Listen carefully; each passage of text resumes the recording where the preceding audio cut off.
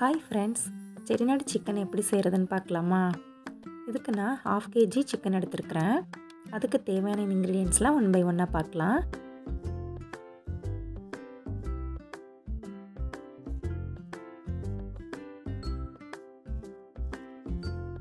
மல்லி 1 ஸ்பூன் எடுத்துருக்கிறேன். 3/4 ஸ்பூன் சீரகம், 1/2 ஸ்பூன் சோம்பு, 1/4 ஸ்பூன் மிளகு. 1 ஸ்பூன் எடுத்திங்கன்னா அதுக்கு கொஞ்சம் கம்மியாக சீரகம், அதை விட கொஞ்சம் கம்மியாக சோம்பு, அதை விட கம்மியாக மிளகு, இந்த மாதிரி எடுத்துக்கோங்க. 2 பட்டை, 2 கிராம்பு, 1 ஏலக்காய். இதெல்லாமே நல்லா வறுத்துட்டு, நல்லா வாசம் வர வரைக்கும் வறுத்துட்டு அதை நல்லா பொடி பண்ணி எடுத்து வச்சுருக்கேன்.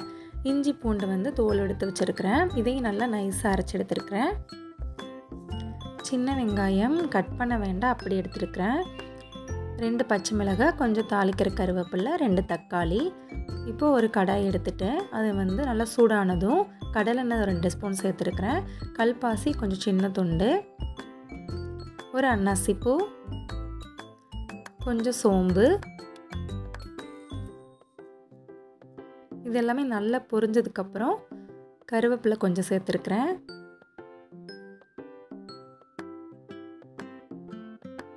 2 பச்சை மிளகாய்,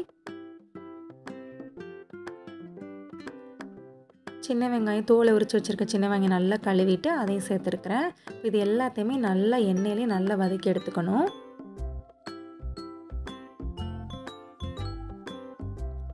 இது ஓரளவுக்கு வதங்கினதுக்கப்புறம் இஞ்சி பூண்டு பேஸ்ட்டு இந்த எண்ணெயிலே நல்லா ஸ்மெல் வர வரைக்கும் நல்லா வதக்கி எடுத்துக்கணும்.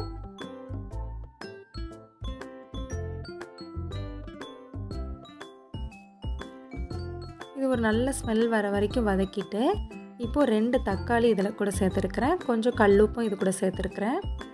இதையும் நல்லா இதோடய நல்லா வதக்கி எடுத்துக்கிறேன். இப்போ இந்த 1/2 கிலோ சிக்கனுக்கு நான் 1 ஸ்பூன் மிளகாய் தூள் சேர்த்துருக்கிறேன். இதையுமே இந்த மசாலா கூட நல்லா வதக்கி எடுத்தாச்சு.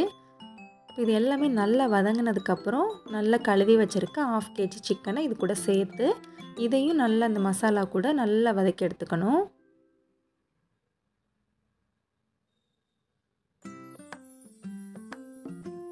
ஒரு 3 நிமிஷத்துக்கு நல்லா இந்த மசாலாவோட இதை நல்லா வதக்கி எடுத்துடணும். அப்போ தான் இந்த மசாலாலாம் நல்லா சிக்கனோட நல்லா ஊறி வரும். அதுக்காக தான் ஒரு 3 நிமிஷம் நல்லா இதில் பரட்டி எடுத்துக்கணும்.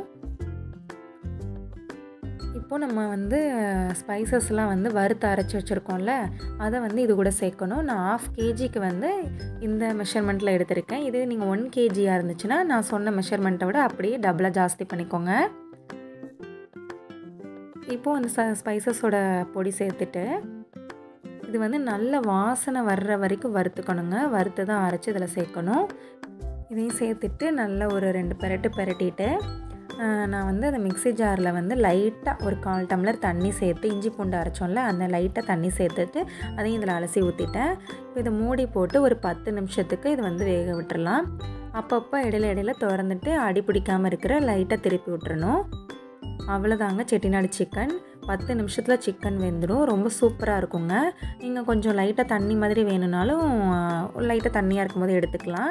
நான் கொஞ்சம் பெரட்டல் மாதிரி லைட்டாக இருந்தால் போதும், சொதி மாதிரி வேணும்ன்ட்டு நல்லாவே இந்த தண்ணியெலாம் வற்ற வச்சு எடுத்துக்கிட்டேன்.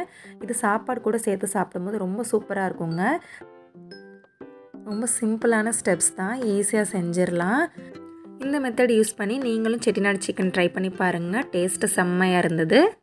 இந்த வீடியோ உங்களுக்கு பிடிச்சிருந்துச்சுன்னா லைக் பண்ணுங்கள், ஷேர் பண்ணுங்கள், சப்ஸ்கிரைப் பண்ணுங்கள், மறக்காமல் பெல் பட்டனை கிளிக் பண்ணுங்கள். அப்போ தான் நாங்கள் போடுற வீடியோஸ் உங்களுக்கு வரும்.